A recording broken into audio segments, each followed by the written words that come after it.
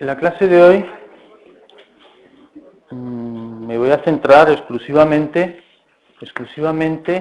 en algo que me parece de vital importancia, y es la materia de derecho del trabajo en la Constitución.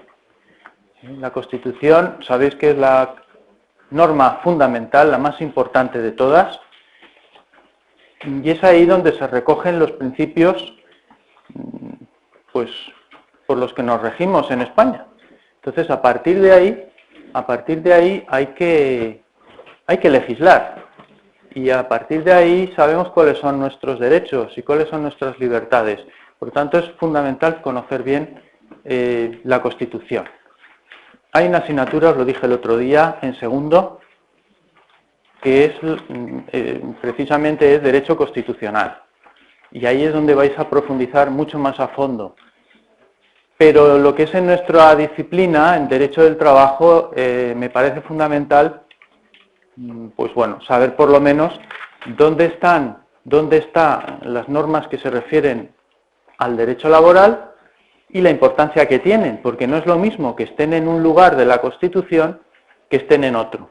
Esto para empezar, saber la importancia que tiene el derecho del trabajo según donde esté colocado. Ya para empezar, en el propio artículo 1.1, pues ya aparece que España se constituye en un Estado social, la palabra social, ya veis, me aparece derecho social, derecho del trabajo, y democrático de derecho, que propugna como valores superiores de su ordenamiento jurídico la libertad, la justicia, la igualdad y el pluralismo político. Entonces, esas, digamos, son como las bases sobre las que se asienta la Constitución española.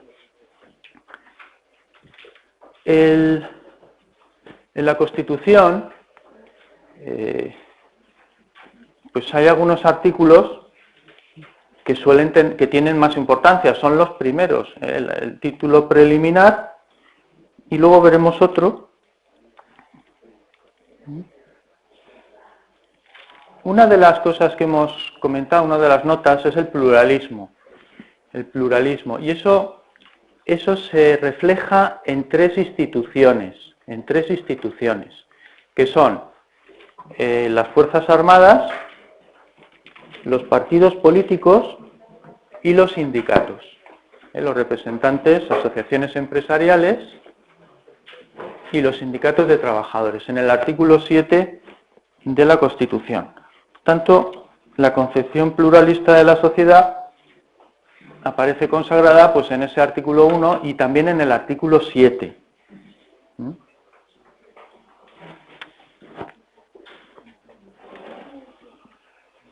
Es decir, que en España no es que exista un solo poder dictatorial, sino que se ve compensado por los distintos colectivos. Entonces, los distintos colectivos que organizan el tejido social, ¿cuáles son? Pues os digo, son partidos políticos, en lo que es la sociedad, y los sindicatos y las asociaciones de empresarios ya dentro del mundo laboral. Eso figura en el artículo 7, y siempre hay una constante en todas estas, salvo en las Fuerzas Armadas, claro, y es que el funcionamiento interno debe ser democrático. Esto es algo que sí que se insiste en estos colectivos, ¿no? Por tanto, hay una dimensión colectiva.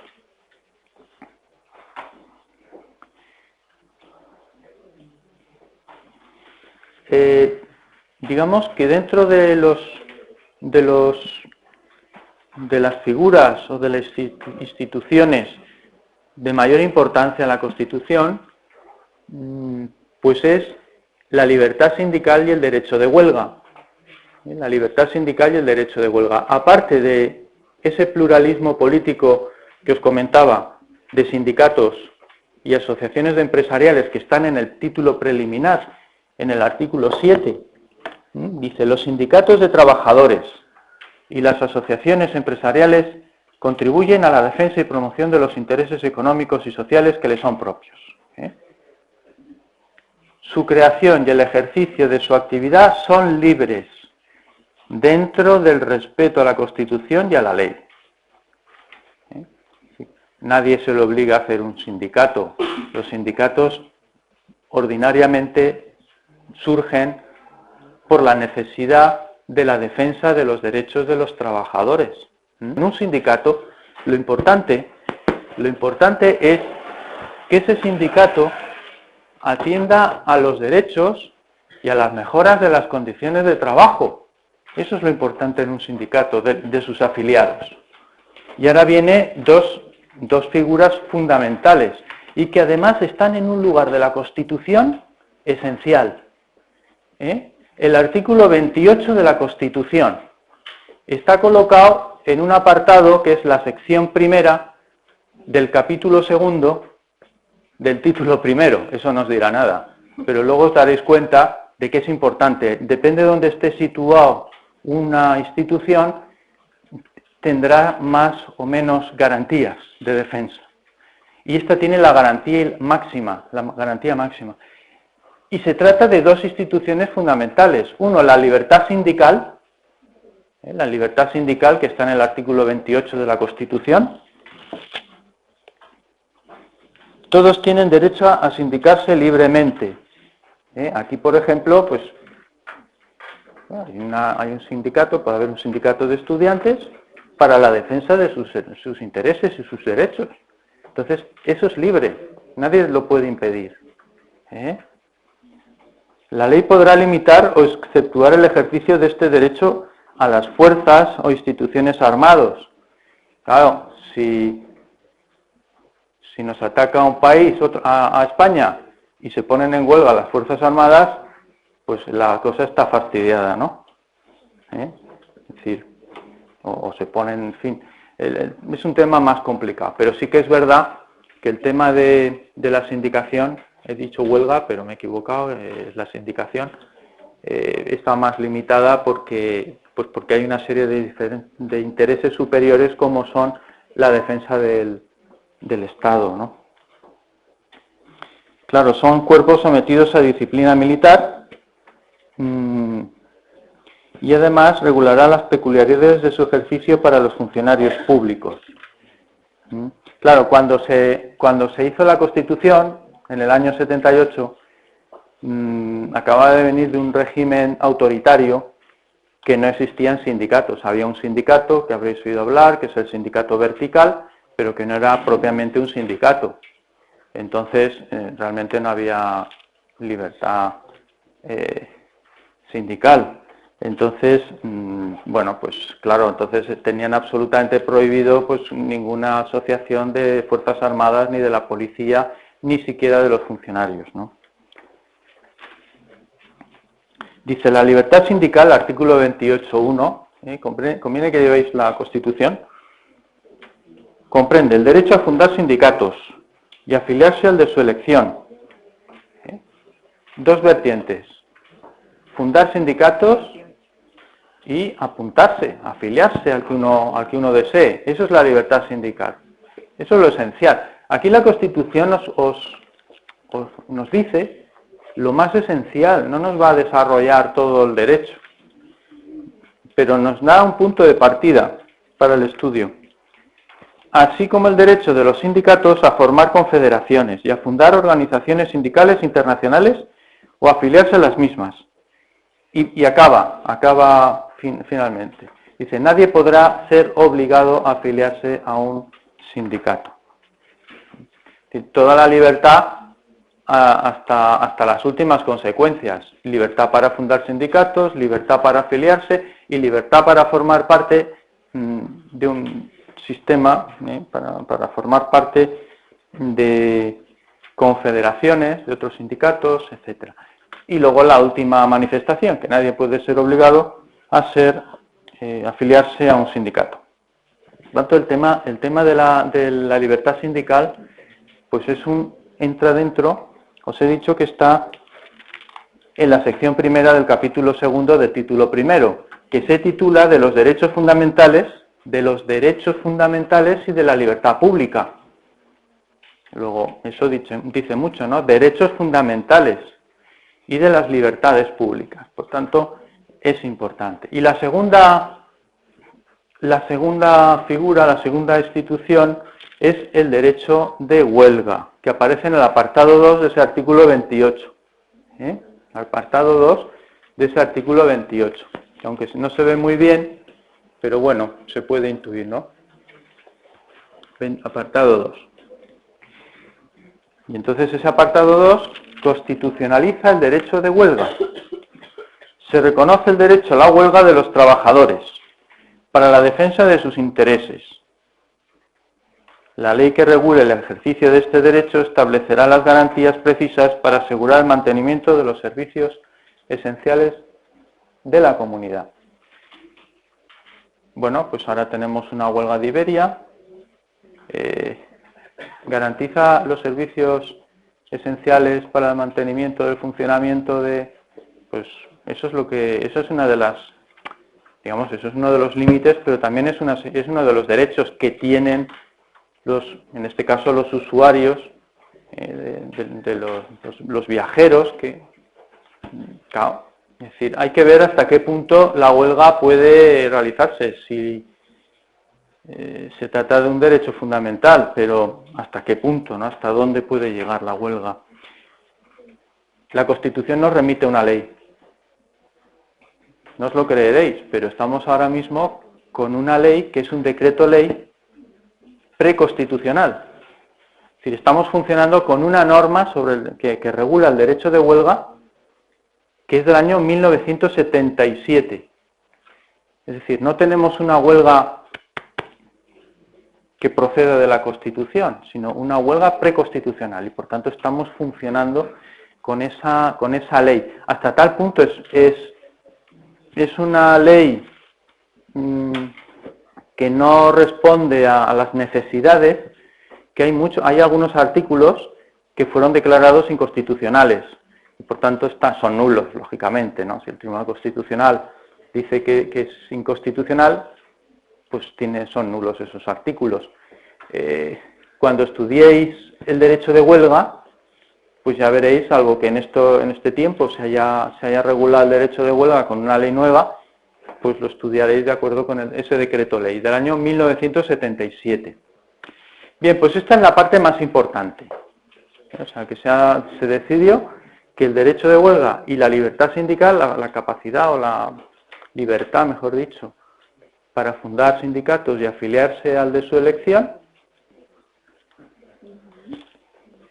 tuviera una garantía máxima, como luego veremos. Las garantías son importantes. Bien, luego en tercer lugar, ya en la sección segunda, porque estábamos en la sección primera del capítulo segundo del título primero, pues ya en la sección segunda, digamos, que aparecen otros derechos y otras obligaciones, derechos y deberes de los ciudadanos, en donde aparecen referencias al derecho del trabajo. Y qué cosa tan lógica como que en el artículo 35 aparezca el derecho al trabajo. El derecho al trabajo. Todos los españoles tienen el deber de trabajar. No solamente el derecho a trabajar, sino el deber. Es un deber y un derecho, es un deber y un derecho, ¿no? Derecho a la libre elección de oficio y el deber de trabajar. Pero ya os dije el otro día que el deber de trabajar no significa que uno, si no trabaja, le van a castigar. Pues ya le gusta a uno que le castigaran para poder trabajar, porque tal como está la situación, pero se entiende como un gesto cariñoso en el sentido de evitar la ociosidad, de que la gente pues se dedique a algo productivo, que haga algo, ¿no? Nadie se le va a castigar por no trabajar. De hecho, hay 5 millones de parados, ahí el otro día salió los números, y qué más lejos que la gente que no tiene trabajo, que lo ha perdido, pues eso es una tragedia, ¿no? No voy a extenderme en esto, pero está claro. Pero bueno, el principio es ese, el deber de trabajar, y luego su contrapartida, el derecho al trabajo, a la libre elección de oficio.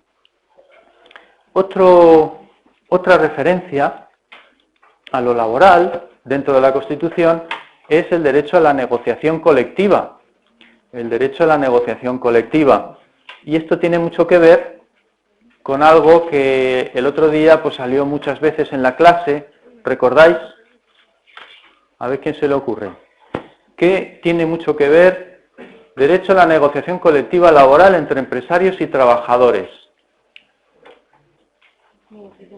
Artículo 37. 37.1. La ley garantizará el derecho a la negociación colectiva laboral entre los representantes de los trabajadores y empresarios, así como la fuerza vinculante de los convenios. La Constitución le encomienda a la ley que establezca las formas de negociación colectiva. Y la negociación colectiva por excelencia se manifiesta en toda su plenitud en una figura que estamos estudiando por activa y por pasiva. El convenio colectivo es una figura fundamental. Entonces la Constitución ya dice que se reconoce el derecho a la negociación colectiva. La ley garantizará el derecho a la negociación colectiva laboral entre los representantes de los trabajadores y empresarios, así como la fuerza vinculante de los convenios. ¿Qué significa esto? La fuerza vinculante de los convenios se refiere indudablemente al convenio colectivo. La fuerza vinculante, pues la ley tiene que regular hasta qué punto vincula lo que deciden empresas y trabajadores. Y eso lo veremos, aunque lo estudiaréis más en los próximos cursos. La fuerza que tienen los convenios se bifurca en dos. La fuerza legal tiene una vertiente normativa, como si fuera otra norma, pero también tiene la vertiente contractual, porque no deja de ser un acuerdo entre empresarios y trabajadores. De ahí la importancia del convenio colectivo, que su origen es contractual colectivo, no contractual como un contrato de trabajo. El contrato de trabajo es individual, entre una empresa y un trabajador. Eso es un contrato de trabajo. Un convenio colectivo es un contrato, pero es un acuerdo plural, entre una pluralidad de un empresario y una pluralidad de trabajadores. Luego tiene cierta semejanza el convenio colectivo con el contrato de trabajo en el sentido de que es un acuerdo entre empresarios y trabajadores. Entonces, aquí se ve reflejada en este artículo 37, apartado 1, la figura del convenio colectivo. Entonces ya veis que en la Constitución aparecen pues una serie de aspectos laborales que van a ser desarrollados. En el apartado 2, que la letra D, que no se ve muy bien, pero habla del derecho de los trabajadores y empresarios a la adopción de medidas de conflicto colectivo. La adopción de medidas de conflicto colectivo. ¿Y qué son medidas de conflicto colectivo?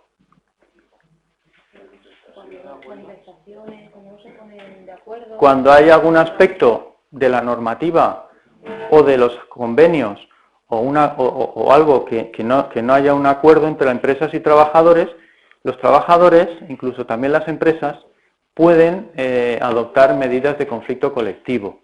¿Y qué es eso de adoptar medidas de conflicto colectivo?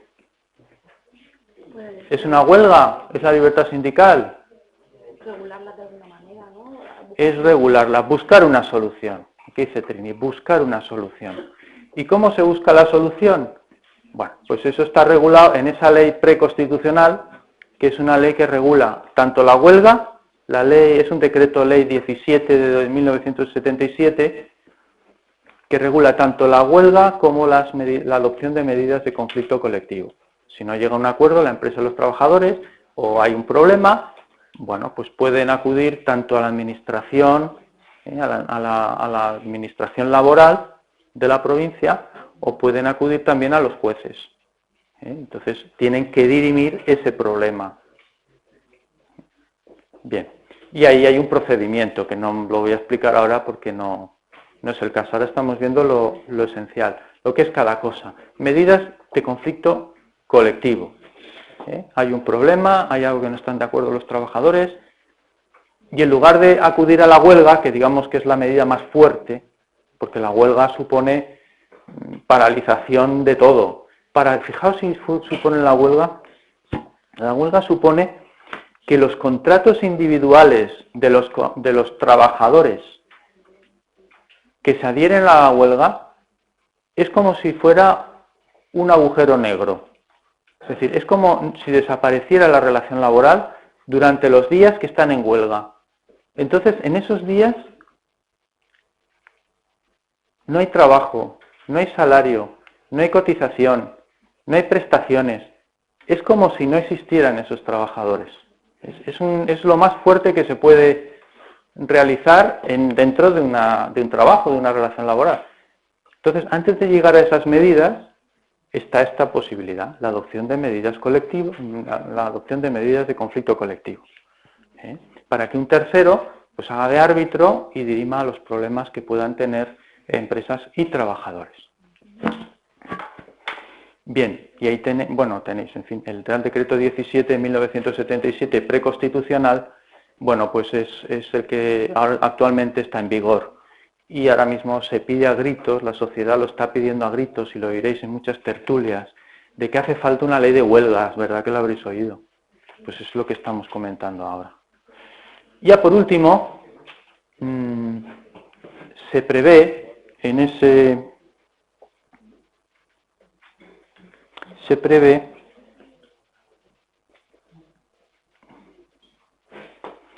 que se promulgue un estatuto de los trabajadores. Claro, esto era en el año 78.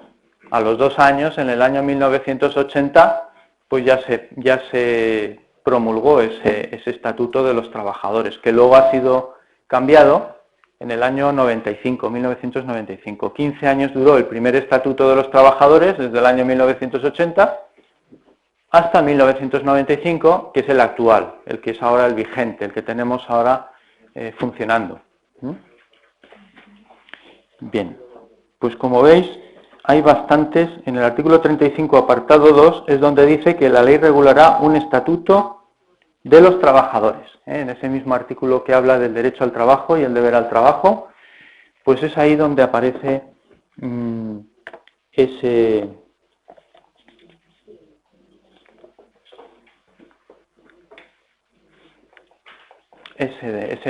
esa previsión.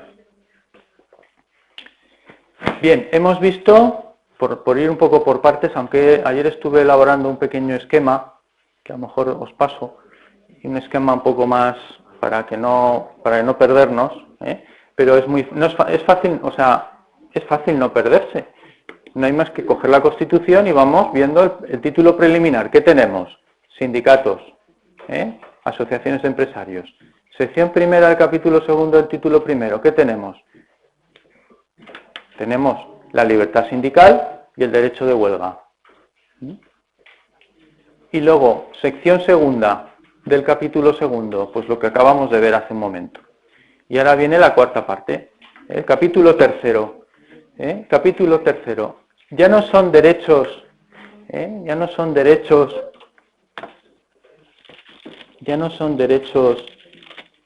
y libertades, ni derechos fundamentales y libertades públicas, ni los derechos y deberes de los ciudadanos, que es la sección segunda, que es lo que acabamos de ver, sino que el capítulo tercero, ahí lo pondrá, sí, habla de los principios rectores de la política social y económica, habla de los principios. Entonces, cuando se habla de los principios, es como la idea a seguir, es como, digamos, la filosofía que deben seguir las normas que se publiquen, pero que no son directamente aplicables. ¿Me explico? Es decir, que en lo que aparezca en este capítulo tercero del título primero, pues no no es una norma a la cual si no se cumple tú reclamas, porque es un principio general. Entonces habla de unos principios que requieren necesariamente un desarrollo normativo. Eso es lo importante. Pero tiene mucho que ver con el derecho del trabajo. Por ejemplo, está claro que ya en el año 78, fijaos, hace tantos años, la política debía estar orientada al pleno empleo. Artículo 40, apartado 1. Los poderes públicos realizarán una política orientada de manera especial, una política orientada al pleno empleo. Fijaos, dice más cosas. Dice, los poderes públicos promoverán las condiciones favorables para el progreso social y económico y para una distribución de la renta regional y personal más equitativa, en el marco de una política de estabilidad económica. O sea, veis que entonces ya habían problemas económicos, que habían problemas de distribución de riqueza desigual y aparece de manera especial, realizarán una política orientada al pleno empleo. Luego los poderes públicos tienen que realizar eso y eso es un principio constitucional. Por tanto, cualquier norma, cualquier decisión ejecutiva del gobierno debe estar orientada al pleno empleo. Y esto no ha cambiado nada, y nunca más que ahora. Luego eso es el artículo 40, apartado primero. En el artículo 41,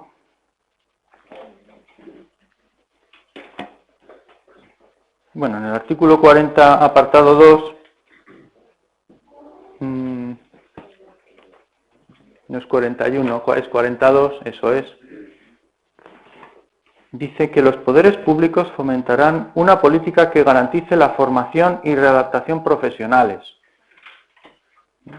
Hoy que tanto se habla del contrato de formación y de aprendizaje, que están continuamente modificándolo. Ahora, por ejemplo, hace una semana salió el decreto ley 4/2013 y ahí pues se establecen una serie de beneficios para aquellos que sean, para los trabajadores que están en prácticas. Entonces, pues bueno, todos son intentos para crear empleo, ¿no? Pero la formación y la readaptación profesionales es importante, lo mismo que la seguridad e higiene. Seguridad e higiene en el trabajo. Seguridad e higiene en el trabajo, digamos que es el término antiguo. Seguridad e higiene en el trabajo. Había una ordenanza, ¿os acordáis que el otro día os comenté lo de las ordenanzas? Que son los antecesores de los convenios colectivos, porque en la época franquista no había convenios colectivos, había ordenanzas. Las ordenanzas las establecía pues una serie de personas, o sea, no había negociación. Y por tanto esas ordenanzas establecían una serie de condiciones para cada trabajo, ordenanzas. Bueno, pues había una ordenanza de seguridad e higiene. ¿Y esa ordenanza cuál era su contenido? Pues su contenido, la ordenanza de seguridad e higiene, era procurar que los trabajadores tuvieran condiciones aceptables para trabajar, que no tuvieran accidentes, tomar medidas de precaución, medidas de seguridad e higiene, Pues la higiene como dices tú, el tratamiento de los productos químicos o cualquier tipo de cosa que pudiera producir pues algún problema, ¿no? Algún contagio, una enfermedad. Todo esto que la Constitución... Esto es. Por ejemplo, si tú estás haciendo comidas en la cocina de un restaurante, pues tienes que tener un mínimo de limpieza, aunque puedo asegurar que yo he hecho muchas visitas a restaurantes y a veces sales corriendo de allí. Pero bueno, la cosa es la siguiente. El tema es la seguridad y higiene en el trabajo. Eso ahora, con la evolución del tiempo, pues ha cambiado la terminología y se habla de prevención de riesgos laborales. Una terminología más aséptica, que no entra tanto en la casuística de la higiene, etcétera, sino es prevención de riesgos laborales, prevención de accidentes. prevención de enfermedades, prevención. Hablamos de prevención. De hecho, está la Ley de Prevención de Riesgos Laborales del año 95. En fin, pues ya la Constitución dice una política que garantice la formación, la readaptación profesional, reciclaje de los trabajadores. Si uno estaba acostumbrado a trabajar en una máquina, pues y conviene moverlo a otro puesto de trabajo, pues hay que readaptarlo, tiene que aprender. Seguridad e higiene, descanso necesario, tema de vacaciones, todo esto. O sea que ya la Constitución nos está hablando de cosas importantes en materia de derecho del trabajo. Centros adecuados. Otro aspecto importante, artículo 41, muy importante el artículo 41 de la Constitución, porque en el artículo 41 se enmarca cuáles son los derechos a la seguridad social que tienen los ciudadanos. Entonces, este es un tema que lo veremos ampliamente el año que viene, pero que está ahí también, habla de la seguridad social. Y ya por último, bueno, por último no, pero en el artículo 42 habla de la salvaguardia de los derechos económicos de los españoles en el extranjero. Es decir, de alguna manera se trata de que los españoles que prestan servicios o trabajan en el extranjero pues tengan protección, ¿no? Derechos económicos y sociales de los trabajadores españoles en el extranjero. Y orientará su política hacia su retorno. Desgraciadamente no es lo que está ocurriendo hoy, porque como no hay trabajo, pues la gente se va a Alemania, o se va a Inglaterra, o se va a aquellos países que oferten trabajo. ¿Eso es bueno o es malo? Es malo para España. Es malo para España, pero si no hay trabajo, pero es bueno para los trabajadores que se marchan, sobre todo si son jóvenes, ¿no? Si son mayores ya es más duro. Pero si son jóvenes hay que ver el vaso lleno en este caso, y es un poco el moverse por el mundo, el aprender idiomas, el aprender nuevas costumbres, y eso es una cosa que enriquece. Claro, la cosa negativa es que uno se va de España, que es su casa, es su patria, y no puede trabajar. Eso es muy triste. Ese es un tema que ya os lo dije al principio de curso, que no es fácil de resolver en lo que nuestra materia se refiere. Derecho del trabajo, se puede hacer algo, pero no es lo fundamental, Desde luego se puede hacer algo, pero no es lo fundamental. Lo fundamental viene por el terreno de la economía, y la política puede hacer algo, pero yo pienso que viene por el terreno de la economía.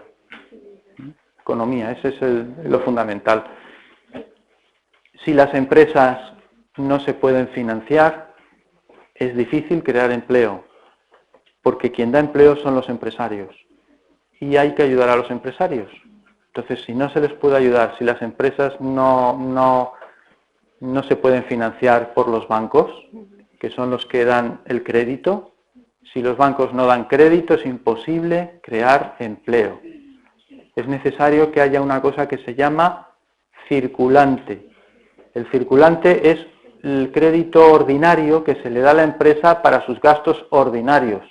¿Qué gastos son? Pues pagar a los trabajadores, pues comprar productos, proveedores, para luego ofrecerlo a los clientes una vez transformados. Si tú no puedes comprar el producto a crédito, es difícil, es casi imposible, salvo que tenga una empresa un dinero depositado en ahorro que lo pueda utilizar. Pero ordinariamente las empresas suelen funcionar a crédito, y eso, si no se puede hacer, está complicado. Bien, pues eso, estamos hablando salvaguardia de los derechos económicos de los trabajadores españoles en el extranjero. Y luego hay un título, fijaos, el título séptimo. Nos hemos ido del título primero en el que estamos al título séptimo, y ahí hay una referencia a las formas de participación en la seguridad social. Concretamente el artículo 129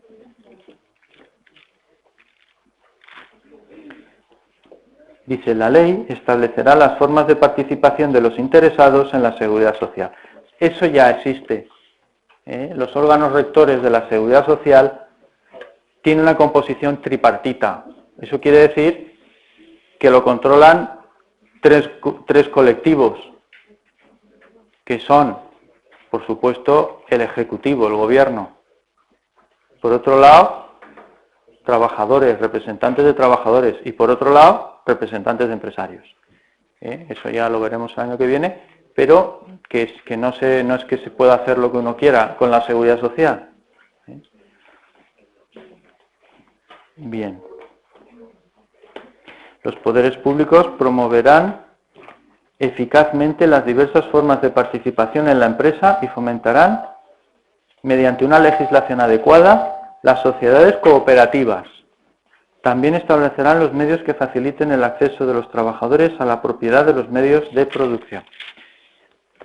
Sí, lo que está diciendo es que se favorece que los trabajadores sean los dueños, los propietarios de las empresas, como son sociedades cooperativas.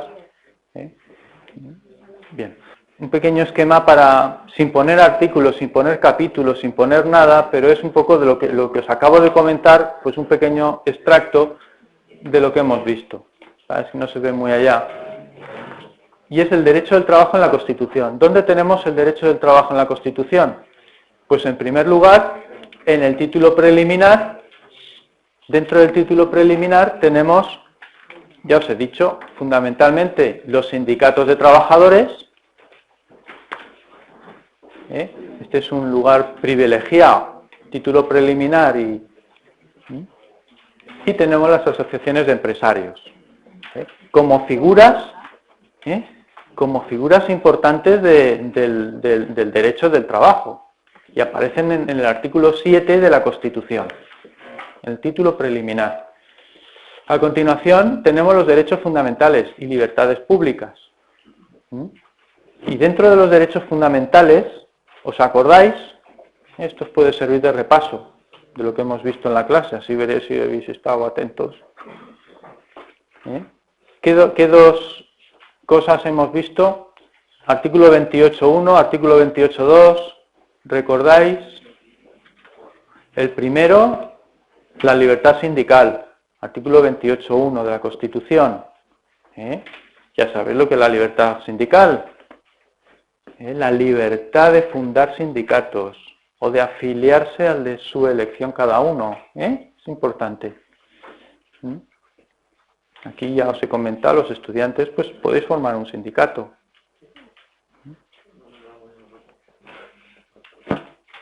Derecho de huelga, otro derecho fundamental. Derecho de huelga, muy importante. Y ya hemos terminado con los derechos fundamentales. Estos derechos fundamentales son los que aparecen, insisto, en la sección primera del capítulo segundo del título primero.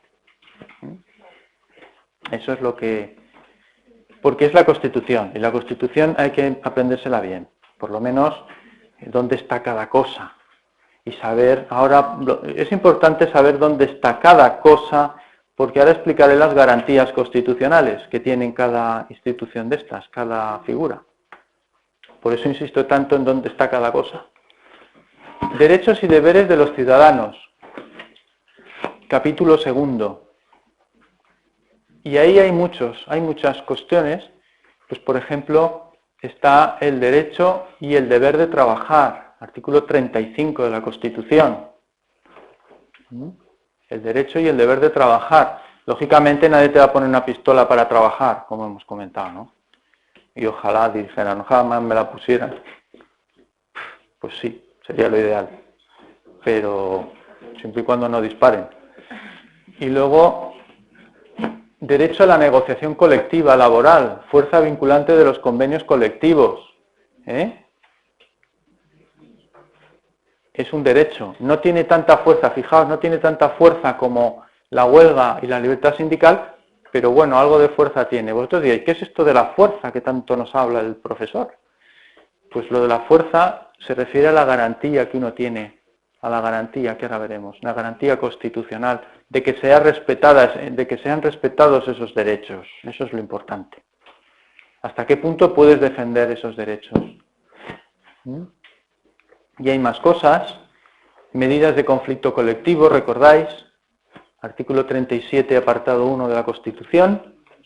Ahí no he puesto los artículos porque ya, la verdad es que si pongo ya los artículos y los títulos y los tal, pues ahí no me interesa sobre todo los conceptos. Que veáis las normas, o sea, las normas, los principios, los derechos, así puestos por temas. Medidas de conflicto colectivo, artículo 37.1, es ese que desarrolla el Decreto Ley 17 del año 77, por tanto una norma preconstitucional. Y luego ya tenemos los llamados principios rectores de la política social y económica. Principios rectores de la política social y económica que acabamos de ver hace un segundo, que están en el capítulo 3 de la Constitución y que quizá no tienen tanta fuerza porque precisan una norma que los desarrolle para poder ser invocados. Precisan una norma que los desarrolle para poder ser invocados, para poder reclamar. Por ejemplo, política orientada al pleno empleo. Pues uno sabe que los poderes públicos tienen una política orientada al pleno empleo, pero eso tiene que concretarse en algo.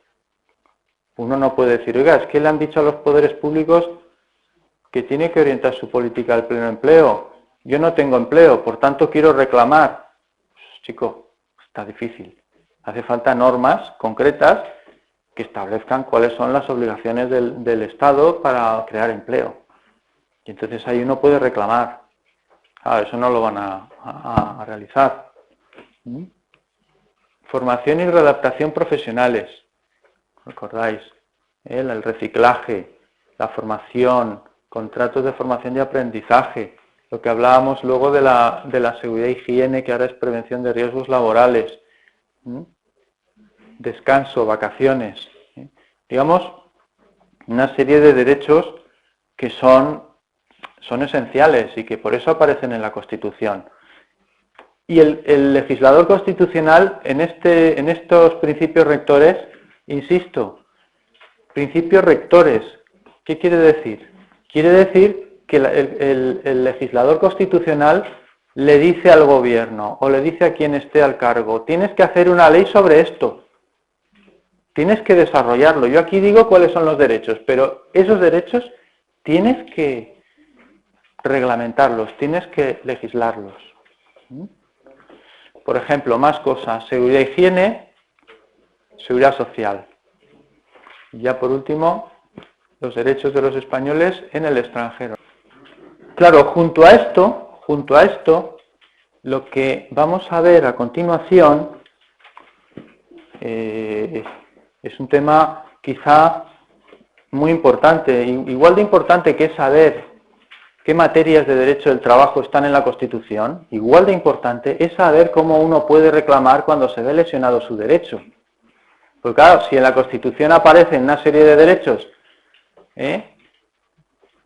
pues no sé, uno tiene derecho pues a la huelga, ¿no? Tiene derecho a la huelga, puede uno ponerse de acuerdo, huelga. Pero luego no se ven respetados esos derechos. Dices, bueno, entonces, ¿de qué me sirve a mí que esté en la Constitución estas cosas? Pues hay una serie de garantías constitucionales que defienden estos derechos y que uno tiene la posibilidad de defenderse y reclamar. Y eso es muy importante, porque eso es lo que la gente va a pedirnos. Y bueno, resulta que es que a mí me han discriminado en el trabajo. ¿Yo qué puedo hacer? Mobbing, me están... o acoso. ¿Qué puedo hacer? Bueno, pues no basta con estos principios. Hay que tener instrumentos para poder reclamar. Y para eso hay que saber ante quién hay que reclamar, qué procedimiento es el que hay que utilizar. Todo eso es fundamental, porque si no, todo esto bien, está muy bonito y tal, pero que no tiene virtualidad, no tiene virtualidad práctica. Bueno, pues las garantías, hay un artículo en la Constitución que es fundamental. En el libro aparecen las garantías comunes a todos los derechos y libertades, por un lado, del capítulo 2,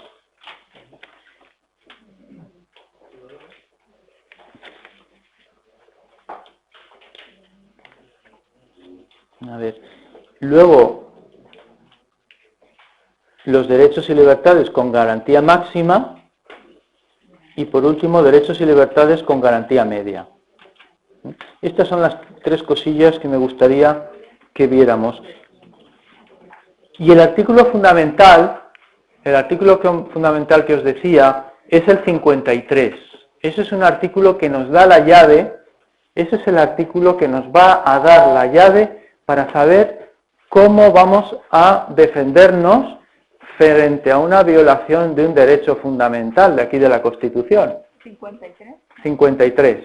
Artículo 53 de la Constitución. Es muy importante ese artículo. Porque no se utiliza la misma defensa si a uno le lesionan este derecho de libertad sindical que si a uno pues no tiene posibilidad de adoptar medidas de conflicto colectivo. Son diferentes los instrumentos. Habéis oído del recurso de inconstitucionalidad, del recurso de amparo, de la cuestión de inconstitucionalidad, pues eso es importante conocerlos.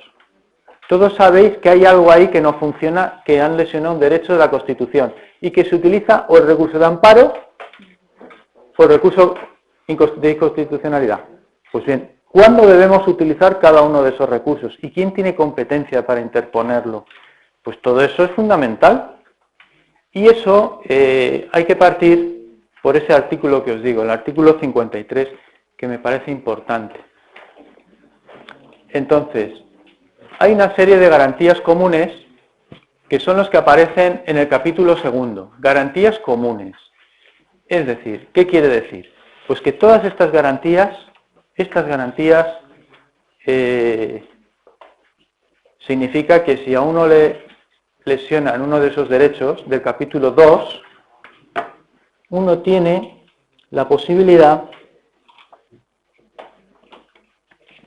no voy a relatar cuáles son todos porque lo hemos visto un montón de veces, los tenéis ahí un poquito más resumidos. En esos casos,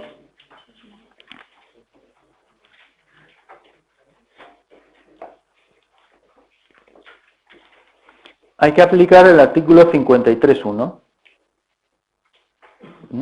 Esto es un poco como, esto lo iréis viendo cuando estudiéis, ya habéis visto el Código Civil, pero iréis viendo en derecho mercantil y en otro tipo de derechos que las leyes te dicen un artículo y dices, hombre, esto ya está aquí ya todo claro. Pues no está todo claro, porque este artículo te remite a otro artículo y este otro artículo. Y uno dice, menudo mareo, pero es que es así como funciona. De hecho te dice, los derechos y libertades reconocidos en el capítulo 2 del presente título, eso es de ahí, artículo 53.1, dice, vinculan a todos los poderes públicos. ¿Qué quiere decir vincula a todos los poderes públicos? Eso significa que los poderes públicos deben dar una respuesta a cualquier lesión que uno tenga de uno de esos principios. Y entonces te dice, solo por ley, que en todo caso deberá respetar su contenido esencial, podrá regularse el ejercicio de tales derechos y libertades solo por ley, que se tutelarán de acuerdo con lo previsto en el artículo 161.1a. Y dice, bueno, ya me envían a otro artículo, dice, vaya lío, ¿no? Es decir, el capítulo 2, perdón, hay una serie de derechos y libertades. Esos derechos y libertades, ¿cómo me puedo yo defender si me los lesionan? Es lo que está diciendo, en otras palabras. Bueno, pues tienes que ir al artículo 161.1a. ¿Y qué es lo que regula ese artículo? El recurso de inconstitucionalidad. Luego ya tenemos, ¿cuál es la defensa? La defensa es el recurso de inconstitucionalidad. Dice, el Tribunal Constitucional tiene jurisdicción en todo el territorio español y es competente para conocer del recurso de inconstitucionalidad, contra leyes y disposiciones normativas con fuerza de ley. ¿Sí? Si hay una ley, si hay una norma que nos parece que es inconstitucional, pues ya está. Lo que hay que hacer es un recurso de inconstitucionalidad. Ahora, el tema que vemos ahora es que no todo el mundo puede interponer un recurso de inconstitucionalidad. Dice, la declaración de inconstitucionalidad de una norma jurídica con rango de ley, interpretada por la jurisprudencia, afectará a esta, si bien las sentencias o sentencias recaídas no perderán el valor de cosa juzgada. Aquí adelanto una cosa. Los jueces, esto para que lo conozcáis ya, los jueces, cuando al aplicar una norma, los jueces tienen que dictaminar, pues resolver conflictos entre particulares, pero los jueces aplican normas, ¿no? Los jueces aplican normas, interpretan las normas, las aplican a un caso concreto. Si un juez cree que una ley es inconstitucional, tiene el propio juez, eso es privilegio, el propio juez tiene capacidad de plantear al Tribunal Constitucional una cosa que se llama cuestión de inconstitucionalidad. Cuestión de inconstitucionalidad, que no es lo mismo que un recurso de inconstitucionalidad. Recurso de inconstitucionalidad no lo puede plantear cualquier persona de la calle. Vosotros veis una norma que os parece inconstitucional, pues probablemente estaría colapsado el Tribunal Constitucional, porque todos vemos inconstitucionalidades en muchas normas. Pero para plantear un recurso de inconstitucionalidad, pues hay una serie de personas que están legitimadas para plantearlo. No todo el mundo puede plantearlo. Por ejemplo, solamente puede plantearlo el presidente del gobierno, el defensor del pueblo, 50 diputados, 50 senadores y luego los parlamentos de las comunidades autónomas y los gobiernos ejecutivos de las comunidades autónomas. Solamente ellos pueden plantear un recurso de inconstitucionalidad. Pues los gobiernos, esto lo tenéis en uno de los artículos de la Constitución, artículo 162.1, ahí explica quiénes están legitimados para interponer el recurso de inconstitucionalidad. Eso también lo tenéis en el libro, O sea, que tampoco, aquí no se dice nada que no esté en el libro, salvo, y si no está, os lo digo para pasároslo. ¿Quién está legitimado para interponer el recurso de inconstitucionalidad? Repito, presidente de gobierno, defensor del pueblo, 50 diputados, 50 senadores, órganos colegiados ejecutivos de las comunidades autónomas, es decir, los gobiernos regionales de las comunidades autónomas. Y por último, las asambleas de las mismas, los parlamentos. ¿Vale? Por lo tanto, ya sabéis lo que es el recurso de inconstitucionalidad y cuándo se aplica. Cuando se ve lesionado uno de estos derechos del capítulo segundo. Vosotros vais al capítulo segundo y os aparecen esos derechos. Pero claro, ¿qué ocurre? Que vosotros no lo podéis interponer. Una persona de la calle no lo puede interponer. Entonces, ya sabéis quién puede interponer.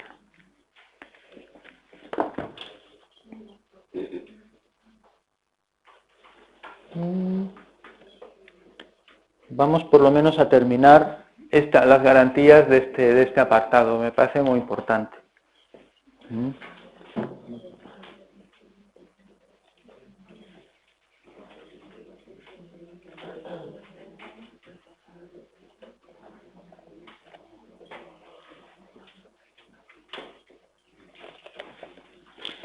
Hay algo que dice ese artículo 161, apartado 1A, que es importante.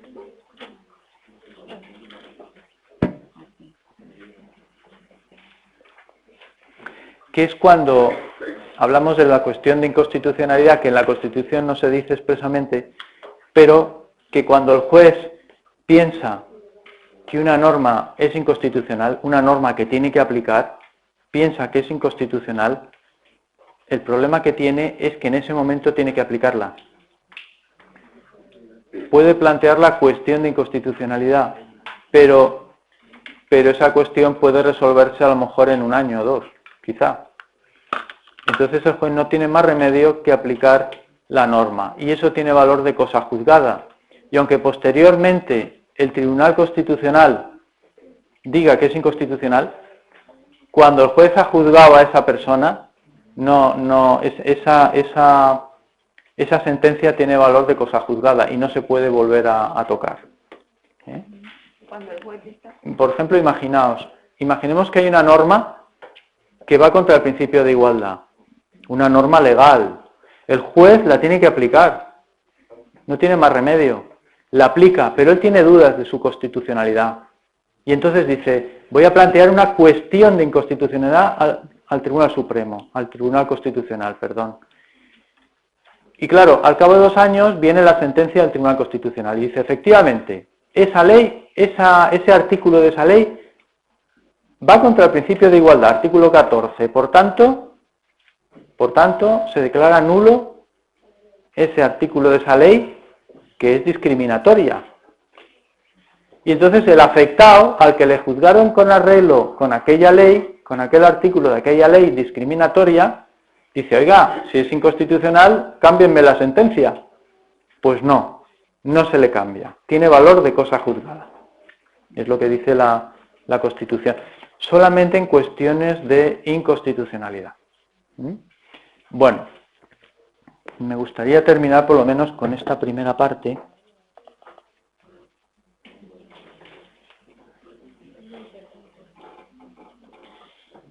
Porque luego viene el tema del recurso de amparo. Y el recurso de amparo, ahí sí que uno lo puede interponer. Lo que ocurre es que el recurso de amparo solamente puede interponerlo ante los que se refieren a la sección primera del capítulo 2 del título primero. Y en derecho del trabajo tenemos solamente, ahí nos sale que es el derecho de huelga y la libertad sindical. Ahí esos son derechos fundamentales. Lo mismo que el artículo 14. El artículo 14 también es el principio de igualdad que establece la Constitución, que uno no puede ser discriminado por razón de religión, de sexo, de edad, en fin, todo lo que conocéis ya. Y eso tiene su aplicación en el derecho del trabajo.